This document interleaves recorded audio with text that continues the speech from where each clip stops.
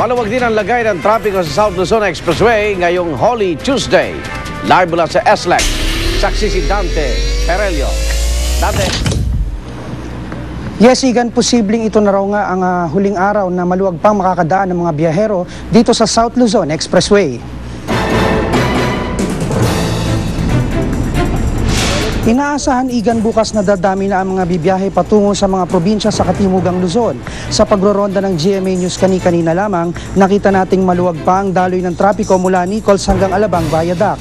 Tuloy-tuloy rin ang maginhawang biyahe hanggang Ayala Toll Plaza, ang exit point patungong Batangas, Quezon at Bicol. Yan ay kahit pa nga may mahigit 100,000 sasakyan na ang dumaan dito ngayong araw ayon sa pamunuan ng SLEX.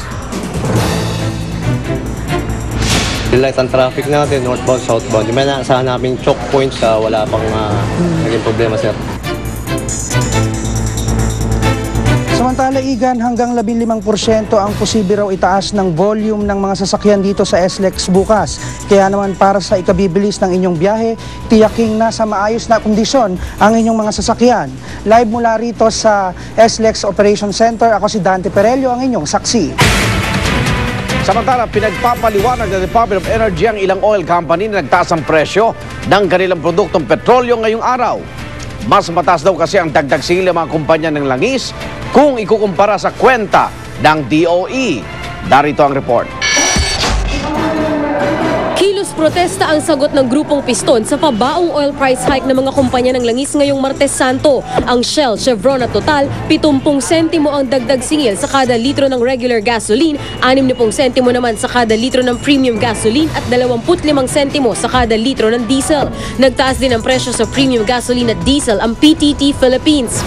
Pero maging ang Energy Department napakunot ang noo sa oil price hike ngayong araw. Mas mataas kasi ito sa kwenta ng DOE na 16 centavos lang sa kada litro ng diesel at 39 centavos naman sa gasolina. Paliwanag ng mga oil company, nagmahal daw ang hinahalo nilang mga biofuel components sa mga produktong petrolyo. Pero hindi pa rin daw kontento ang DOE sa paliwanag na ito. They incorporated the increases due to the biofuels component, meaning ethanol and diesel. So they gave us some numbers, but I'm asking them, anong period tong tiningnan nila? Kung may mga oil company na nagtaas, meron din naman daw na daan sa pakiusap at hindi na muna magpapatupad ng price adjustment ngayong bulto ang biyahe para sa paggunita sa Semana Santa. Kaya payo ng DOE sa mga motorista, exercise your power of choice. Kasi may mga stations naman na hindi gumalaw. May mga companies na hindi tumaas. So, tingnan nyo kung alin yung, diba? Patronize nyo yung mas maganda para sa inyo. Para sa saksi, Lia Manyalak, nag-uulat.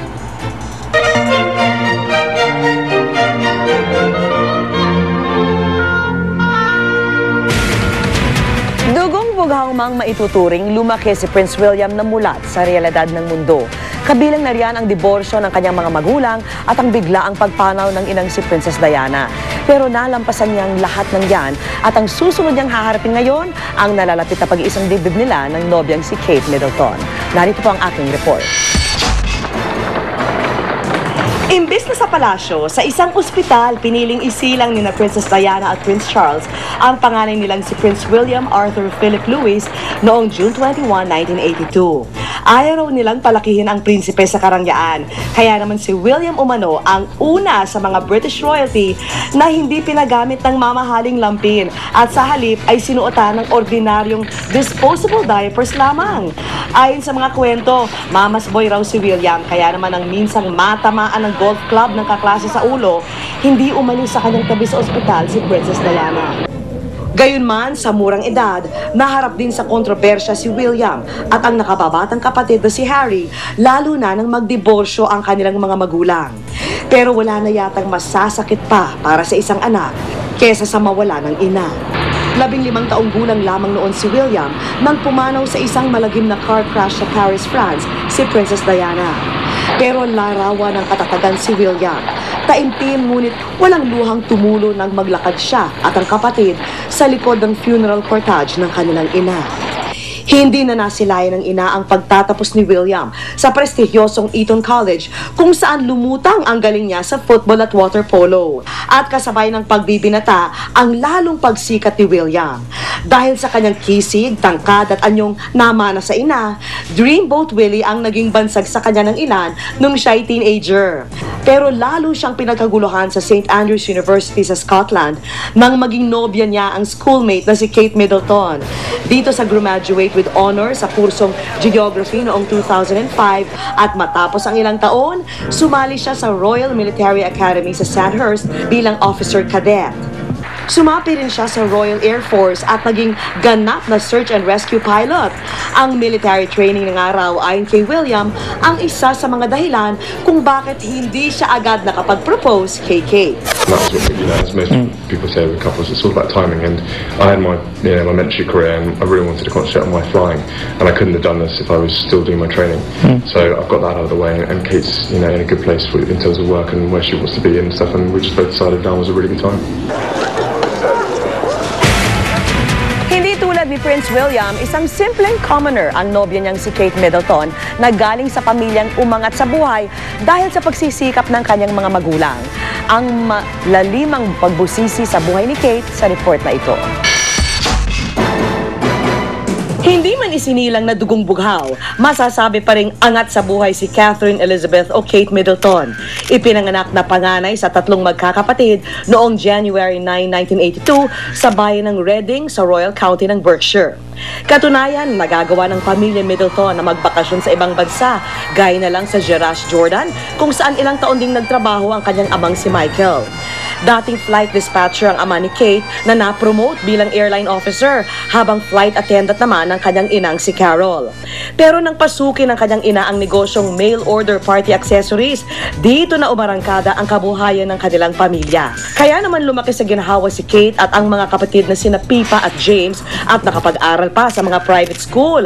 Kabilang na dyan ang Marlborough College sa Wiltshire kung saan nag-aral si Kate ng chemistry at biology hanggang taong 2000. Dito ay pinamalas niya ang kanyang husay sa iba't ibang larangan ng sports gaya ng tennis, hockey, netball at high jump. Sa sumunod na taon, nag-aral si Kate sa University of St. Andrews sa Scotland kung saan niya nakilala at naging kasintahan si Prince William.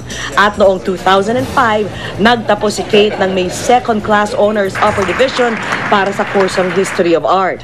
Kasunod nito, tumulong siya sa negosyo ng kanyang pamilya at naglunsad pa ng junior brand na First Birthdays kung tawagin. I think I know I've been working very hard for the family business.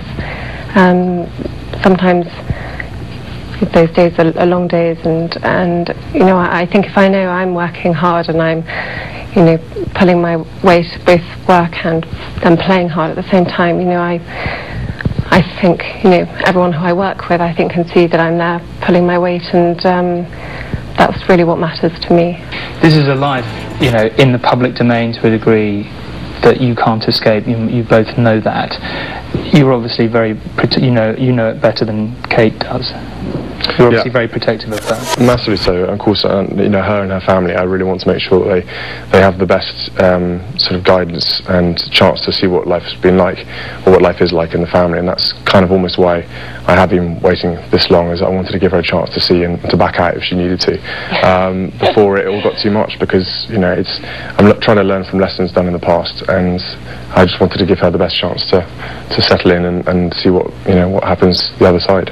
At binigay na nga ni Kate ang matamis niyang oo para maranasan ang buhay ng kabiyak ng second in line sa trono.